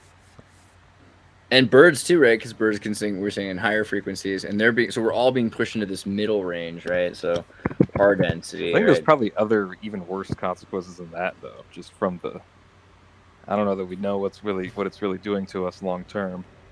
Extrapolate. Oh my God, that sounds. Well, great. Actually, in Russia, they prohibited using cell phones in school. If you know, actually, 10-year research showed that if the person uses a cell phone, he has less grades, less understanding, less memory skills. If he has a cell phone on the table, he also doesn't have as much, intelligence as the guy who doesn't have. So, in average, of course. So that's a 10-year research, and they totally banned smartphones right now. Well, you could chalk all of that up to the impact it has on on your behavior. That could easily be explained with just how invasive the phone is in your life and the way you think. Well, they actually measured the frequencies along the way, and so. Yeah, I guess it could be that too, but that's nuts if it would have that much of an impact. But. And the cell phones got just better not that long ago when you can Google stuff like this, and so probably in the beginning of these research they used the old ones with the buttons, Oh yeah, those are pretty primitive, relatively speaking. Yeah. So it's not like a source of information back then. Yeah, it's just the same situation, I mean, they did have all these papers. I remember in the long ago days, when I was a wee boy, and like Motorola and Nokia, and they were fighting. They're like cell phone radiation, frequency radiation. What if it causes tumors and cancer? And it all just kind of just disappeared in the mid '90s. They're like, yeah, but we need them. You know what I mean? But people were really they were doing all these amazing tests where they put a phone chip, the Qualcomm chip, directly towards water, right? And then they'd use a giant pool of water to measure its frequency, and they're like, wow, this is nuts. And then they just kind of stopped talking about it. I don't know. I'm pretty convinced that it can't be that safe to use 2G, which is water frequency. That was the big one. They said, okay, let's move it out of 2 because 2 is where your microwave works at. And I don't know, 5 is really, that's where once you start thinking about your mental capacity, if you're thinking in these frequencies, and we're using things like Open BCI EEG, right? I don't know if you looked at Open BCI, but I got this brain cap thing, and it'll scan different parts of your brain, and this is the one I got, not the fancy one, but it'll scan different parts of your brain, and it'll tell you what kind of frequencies are coming out of which part of your head, right? And so if you start to notice the frequencies of different kinds of people, they are affected if they're living in a place that has 5G or not. And they've noticed this in the forums. People that live in like Kathmandu do not have the same problems as people who live in, Chennai, which is a part of India that has 5G, right? Well, if just 5G can have that much of an impact, then there's this is just the tip of a giant iceberg. That's Yeah, it's really is. Different countries, different frequencies, by the way. So it's not all the frequencies that could harm, actually. So in this 5G, this closer to 4G right now. Everybody's using that like 3.5, 4.5. Right. 5G is not 5G. That's an important fact. 5G is usually 4.9 or something weird like that. Yeah. So it's not like I think I just proved that. And all these, crazy videos when birds were dropping dead and stuff like this. Trees were, rusting. I don't know. Yeah. Dude, it's so crazy. When I was in Barcelona, I was like in this town, Tarragona, and it was like before the pandemic, like it was in like February or January that year, 2020, and like a whole flock of birds died on the road. If you look it up, Tarragona birds dying, it'll come up. It's like, and then they're just like, oh, they got hit by a truck, and it's like, how the fuck did a truck hit like 300 birds, dude? Like literally. What type? Tarragona? Tarragona. So it's like Tarragona. That place is crazy with all the ruins, the Roman ruins there and shit. But yeah, there's a petrochemical plant right near it. So they only had 300 birds, right? Nothing else. I don't know how many birds were killed, but fucking it was. I was there on the day, driving on the exact. Definitely not killed by toxic cloud. All right, that's 100% not. The whole place is a petrol refinery, so right. I remember, I was going through. Oh, that's right. I've been through Tarragona, man. I wish I had some photos for you to show you. Like, actually, a video of me just driving on the highway with like fire burning behind the. Yeah, dude. When you come over the hill, this is what it looks like. This is what it looks like all the time. Oh, come on, load. This is what it looks like all the time. It looks like hell. It's like burning all the time. I had like $20 eaten from a gas machine there, but I met this nice lady. I don't know. It was bittersweet feelings about Tarragona. But yeah, still, the birds getting just murdered. I don't know. Flamingos, too. They don't eat krill. They don't go pink. Look at that. Freaking. I did not know that. Yeah, crazy. Yeah, you get like that blue smoothie krill. See what happens. I'm not sure. You know about Russian woodpecker? You've heard about harp. You know about harp? Tell them about harp. You know about harp, Dr. Disinfo? Tell them about harp. I've heard about harp. I don't know much about what's officially. Right. Yeah. Right. I mean, they use it in the X-Men movie though, so it's got to be messed up. I mean, here's this Chernobyl version. It's the Russian harp equivalent, and I just saw an article. It was like, oh, they're using this in conspiracy theory videos. Well, yeah. Because it's a weather control machine designed to control your mind, literally. And they use this to do they used harp to do the bring cake experiments. That was the fun one. They were like, cake. And then people at work were bringing their bosses cake. Their wives were making cake. They were just eating cake. And they were like, I don't know why, but I'm obsessed with cake. Everybody had to buy all the cake. It was crazy. Sticky marks. Question, recent Tartarians in your 9 will, 3 love, OTO, recent Tartaruan. Do I hear my mate? The Jones lad, Bowie, Rippish. I gotta hear you speak one of these days so I can try your accent harder. Wait, don't bring it back. I was ready to read it. I've some unreleased bits and sods. I've some unreleased bits and sods. If you'd like any of, and cool you'll for all hurrah. Thank you for the 20 pounds, Sticky Marks. You are a love. Sorry. So here's the deal. There's right here near your Chernobyl zone, here's a Chernobyl plant, you've got this woodpecker thing, and it's designed to affect the weather. The cake experiments, that was crazy, but the Soviets were better. They realized that you don't just send the word cake, you send the idea, right, of something. And so that gets into this like meta of laugh track and sitcom where they're trying to program us to have the same responses to stimuli. And so now you have a bunch of people that are trained to respond the same way, so they can just put out a frequency. And hopefully we all do the same thing. Cut to The Time Machine, 1960. Have you seen that movie? Right? This guy travels through time. He goes to the future. And once he gets there, they play these sirens. Sirens just make... Can I just type siren? Was that going to do anything? Yeah. Boom. They play these sirens, and then all the people just like single file into the buildings like it's the Midwest and it's a hurricane, you know? Yeah, it's like I think that kind of happened, didn't it? The guy who actually wrote this book was the ideologist of the Great Reset. Really? Yeah. Damn. Gerbert Wells, one of the ideologists of the Great Reset. He is the one. He was the Did you say one of the first. Wells? Yep. Yeah, totally, dude. Yeah. One time I met this old man who did all the cartoons.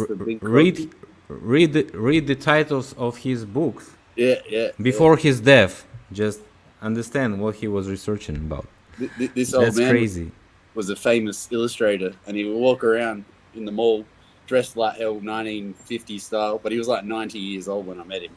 And the first thing he said to me was, H.G. Wells was a prophet of his time, mate. Look around us. Everything we see here is what he said was going to happen. Well, yeah, but not in a good way. I mean, no. Yeah. I mean, so have you seen the Things to Come? Wait, there's a shade of Things to Come. I gotta watch this. I've never seen this. The Shape of Things to Come. All right, we have to stop the self-fulfilling negative prophecies in these fictional things. Is what it. Well, so. All right, we're gonna go through it anyway. The Things to Come, important movie. Please watch it. 1930, but right before the war. I'm talking about Herbert Wells, guys. H.G. Wells. It's him. Yeah, H.G. Wells. Yeah. A movie by the author. Yeah, that's right. The British government. That's the guy who made about this Martian War of Worlds. Yeah, and the time machines. Yeah. Not Orson Welles, the radio guy who did the radio of H.G. Wells, which is cool. The radio version is amazing, and good job, CIA. But when you think about it, this is the most self-fulfilling prophecy. The Things to Come, it takes place right at the beginning of World War II. It's actually right before World War II. It came out months before World War II. And they said in Britain, they're like, let's just say there's like a war, like a world war, like the biggest, like 2.0 world war, and it destroys everything. Everybody, we're all dead. But there's a few people left, and they become kind of like, I don't know, can I say, like Renaissance, medieval, there's like a king, and he's like a general. I can't find pictures. Doesn't really matter. The thing is, it's all horrible. And then this dude shows up from the Iraq, and he's like, let me go back a page. I'll find the picture of him. Yeah, there he was.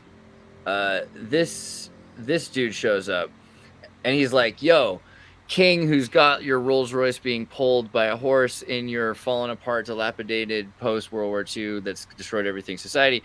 I'm the Freemason of science. This is the verbatim quote. I am the Freemason of science. We are the wings of the world. And I've come from Iraq, where society has continued on, and we've let you guys all fall behind us. And then, we're going to just give everybody world peace. And then he just blasts them with LSD gas, and everyone gets high. And afterwards, they're defeated. And now it's like this perfect society. And from there, they live underground. Like, they build this like super civilization that's amazing. And then they're wearing capes and stuff, but they live underground. And then they're building a rocket ship that they're going to go to the moon with. And at this point, humans, like your average Joe, are like, you know what? Screw them again. We don't want to keep dying for their cause. And then they're going to become Luddites. And there's all these Luddites that are trying to stop progress. They're like, we don't want New World Order and that business, which is really weird, right? Like, why would you write this movie unless you were literally Tavistock?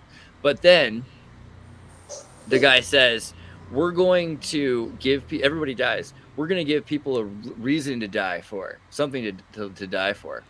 Like, we're going to build this thing. And then they build this giant thing, and they ejaculate humanity into space. And that is the Things to Come.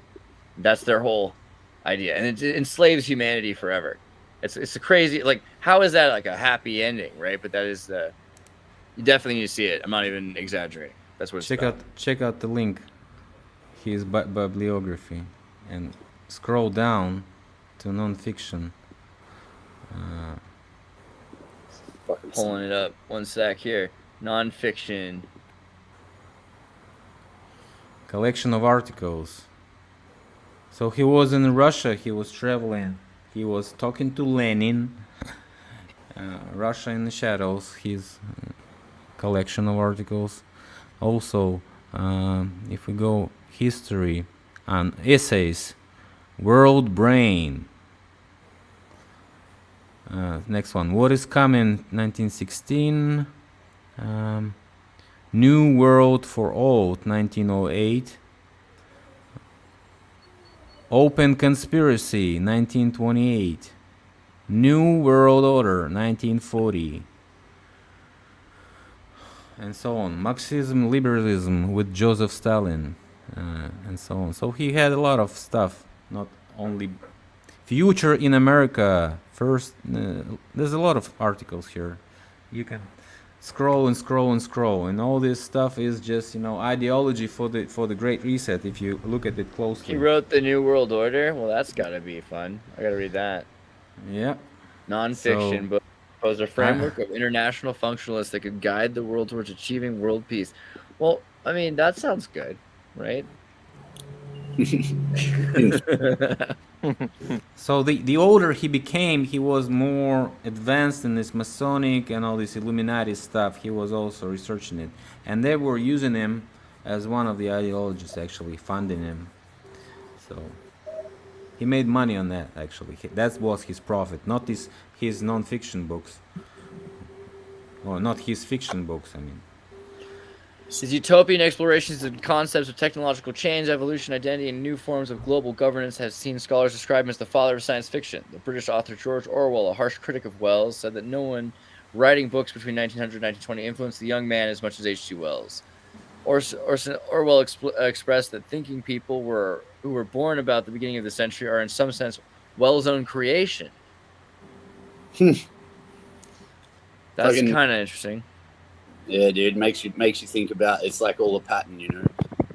I remember the first time, like how ridiculous it sounds anyway, but the first time I saw Peterson, you know, I just had this overwhelming feeling that I was like looking at like Aldous Huxley, like the new Aldous Huxley or some shit, you know what I mean? Like recycled fucking narratives and characters like all through history. And I love all like the soft, like libertarian, like what is it? What's it called? Where they're like leftists, they're like the bottom left quadrant people that are acting like alt-rights, you know, in the media sphere. I love it. I think it's really interesting. Yeah, it's pretty funny. I didn't know they existed. I like to keep them close. Here's also like Australia in the days of past, you know, and you look at some of the things and you think about like the tower here, right? Like some of these like giant towers. What do you think's the deal with these towers? You know, and also interesting, Australia is the perfect example. When people talk about Tartaria, they're like, it's like there's a bunch of people were just brought to a place and just filled it in. And Australia is like, well, we just brought a bunch of people to the place and filled it in. It's kind of, you know, so what do you think's going on with that? Mate, you know, it's just, yeah, obviously, you know, we've got massive timeline issues. That's my main thing with Australia. Like, you know, the timeline, like, you know, where I'm at is like South Australia, so Adelaide, so you know, they sort of rocked up in the 1830s. But then if you look at the timeline, even before that, the smallpox came and wiped you know, all this sort of shit. And it's just like, I don't know, man. You know, like since I was a kid, I looked around the city and there's mud flood buildings and all this stuff like everywhere. And yeah, it's just, it's in most other places in the world, you can rationalize it, you know. But when you go to Europe and shit like that, you go to Europe, you're like, yeah, I fucking understand. People have been here forever, but it's the narrative that they give us. It can't possibly be real. I mean, like my lady, she's got all these papers on like the 1865 threat of invasion from Russia, you know. And when you read into them a little bit, they sort of look like they're just sort of saying like, once again, like someone was here, they laxed on kind of protecting the land and all that sort of shit. Like they didn't update their military and all that sort of shit. And in between, the English or whatever were building up all their fleet and everything to become like a maritime fucking mogul, you know. And by the time they got here, the Russians were like, fuck, our boats are all old and shit. We can't really defend it. And so they just fucking left. And then all of a sudden it's like, yeah, just send a bunch of orphans here, send a bunch of fucking criminals, whatever you say, probably all orphans and people who are like, you know, bred around the reset time or whatever, and just tell them all that we built it all. And like, then they can add to it still. Like they can still come and make bricks and they can come and fucking add to the infrastructure.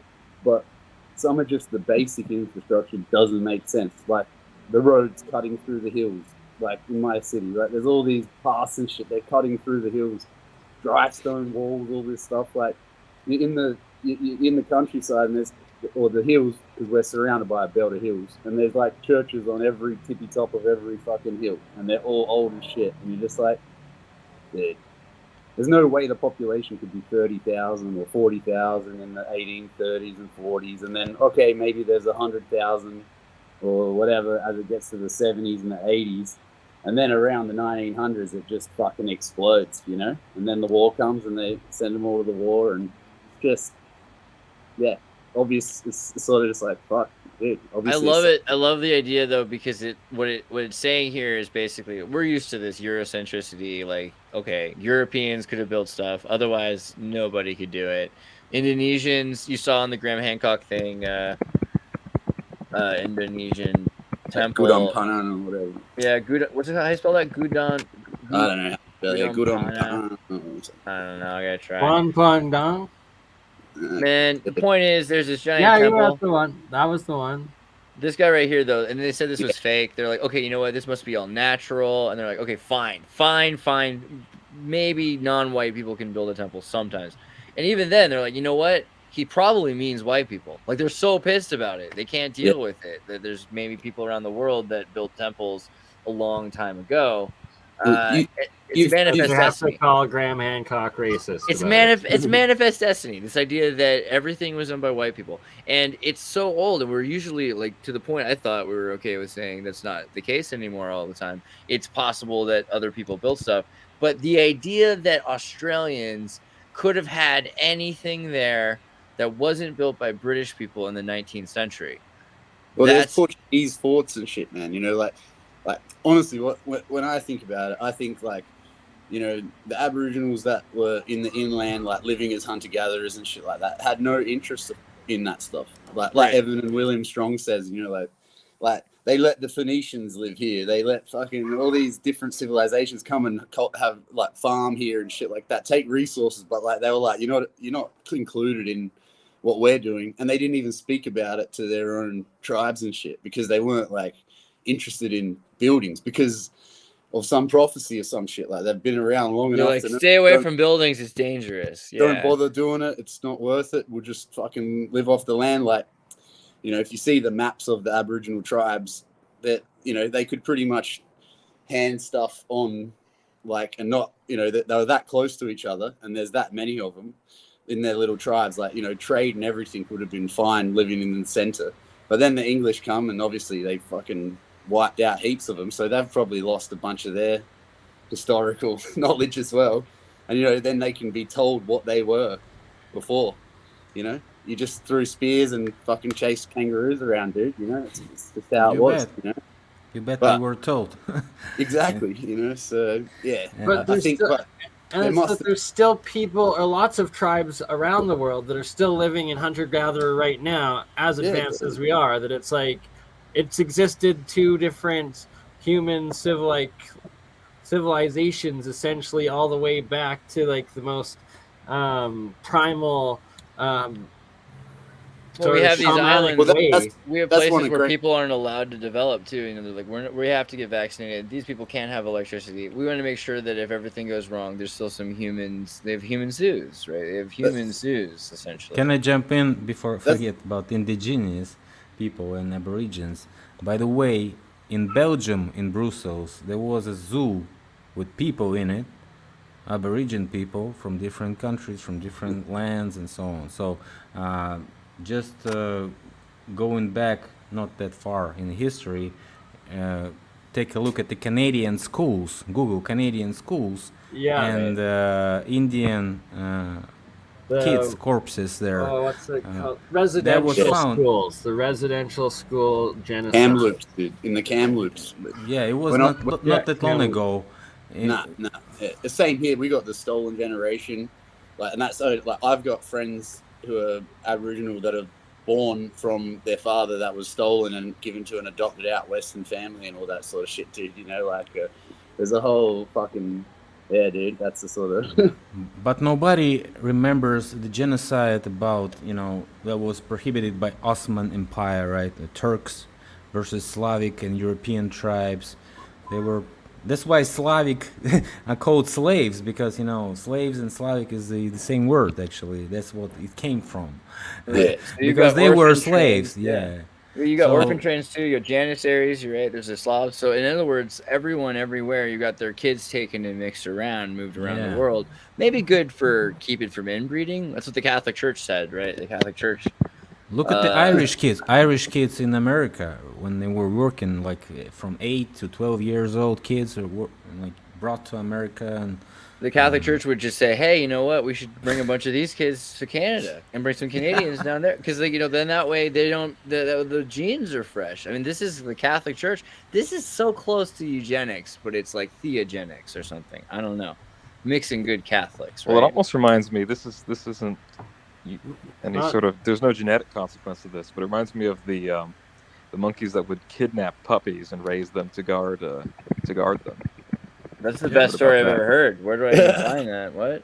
That's the coolest. Oh my gosh. Dramatic rescue. Is this something else? No, that's not it. No. In other words, this happens a lot. This is terrifying. Yeah, I didn't even know this repeated behavior. Guys, keep your dogs safe. 250 dogs? Well, not this. No, I don't know what you're finding. All sorts of weird stuff. Oh my god. All right, so wait. Monkeys ended on a horrible note. Wait, where's the warm one you had? I'm sorry. Puppy killing Grinch. I'm sorry. Baboon kidnaps, raises his pets. This is cute. Yeah, I think that might be it. Yeah. All right, cool. Thanks. Nice save. You know, I mean, a little more wholesome. Anyway, orphans from Canada, guys. We're about 2 hours deep. Is there anything you want to make sure we share before we let you guys go be with your family? Definitely have to first off say that Stoops and Phil, absolutely awesome having you guys on. Tomorrow we're doing a 8-hour Christmas special multi-stream that'll also be on Autodidactic. And Xirtus, do you want to be a part of that multi-stream as well? I'm thinking I would love to, but I think I'm gonna be. You don't have to worry about like hosting much of it. We've actually got like 20 other YouTube channels lined up on it. All right, let's make it happen. I'll see what I can be. I'll try to have Stellium's coming on. Artadino's coming on. I think Mine Unveiled might come on. We got Paul Cook coming on. We got Paul of What the Flock TV coming on, and we've got Cesnor Stalin. Global Vision coming on at some point. So this is all star. What a crazy Christmas Eve. Okay, yeah, so everybody Illuminati confirmed. Okay. All right. Who of course. Let me pull up maybe even I think Martin was also invited by Cam. Oh, that's so cool. I hope to God he does. I wasn't fucking invited by anybody, so I just invited you right now. So. No. I just extended the welcome. I just got invited myself, so as far as I know. But guys, in the meantime, just make sure you do give Philip Dragin some love. Go subscribe. I'm currently on pause. Ain't doing shit, so don't come to me. All right, well, you can still reach out. Well, we still love you videos from in Thailand. I know. There's some good stuff here. Also, again, just kidding. Can you zoom my shirt one more time? Just let me say thank you again to Venice Beach Dub Club for making the Xmas shirt, which I love. It's a great shirt. So that's pretty sweet. So, and as a shout out, guys, take the time to go to Venice Beach Dub Club's page, which you can get right here. And can you show that for a second? Sorry. What? Show my screen share. Oh, sorry. Boom. Go to Venice Beach Dub Club. Listen to Christmas Time Thang. I'm gonna keep calling it, and you get on Apple Music, also on YouTube. YouTube is sweet because there's like a little music video you can watch while you listen to it. It's super rad. It's reggae. And yeah, Stoops, do you want me to share where they can get to you? Oh, go ahead, mate. Yeah. I got my. I do have a YouTube channel. It's just fun. I've done a few of those, analyzing Adelaide videos and all that sort of shit a while back, but I kind of lost interest in it. Stoops, yo. I got Instagram, by the way. It's pretty good and it's working. Yeah. So what is your analyzing Adelaide? If you see, it just Stoops, yo. It should come up. Like if you say for my what do you call it? My actual account or whatever. It's Stoops, yo. It's Stoops, yo, or Stoops? Stoops, yo. Yeah, Stoops, yo. Okay. Channels. Yeah. There's the old Adelaide. Go. What top one here? I'm getting screwed. Go down a bit, man. Oh. Philip, what's your channel on Instagram? Phil Dragin. Here. Yeah, put in the private chat. PHIL bottom slash or whatever you call it. No, not Philip. Phil. You know what? Phil. Oh yeah. That's YouTube did some weird shit because it's like Yeah, it's saying Stoops 0911 after it these days, but I think if you type in Stoops and then a space and Yo, then you might get the channel. And yeah, there's the old Adelaide one. Yeah, that's the one. There he is, beautiful baby. That's what I was hoping when we were talking about Alchemy. Also, Stoops says like amazing alpaca furniture. Low key, like if you ever have money and you're like, I made it. You know, you'll know you made it because you bought some of Stoops stuff. I mean, look at this stuff. It's crazy. I mean, Mate. Yeah, that's pretty sweet, dude. I'm pretty impressed. All right, but yeah, get on to Stoops and watch his YouTube videos. I'm gonna find it and put in the description because you do have some pretty good Adelaide videos. I'll send it to you. Nice to come on and meet and see you finally and talk like this, and yeah, it's cool, man. Dude, and you're followed by Made by Jim Bob, so shout out to Made by Jim Bob because we love him. Bloody Let's get him on the show too. He's a good man. And love to Owen Benjamin. And Merry Christmas to you all. All right. Oh wait, Dr. Disinfo, do you want to share a link or anything? Nah. But thanks for having me. That was fun. Yeah, come back anytime. You know what? All right. Peace, people. Absolutely. Much love. Merry Christmas. Happy New Year's. We will see everybody hopefully tomorrow. Bye-bye.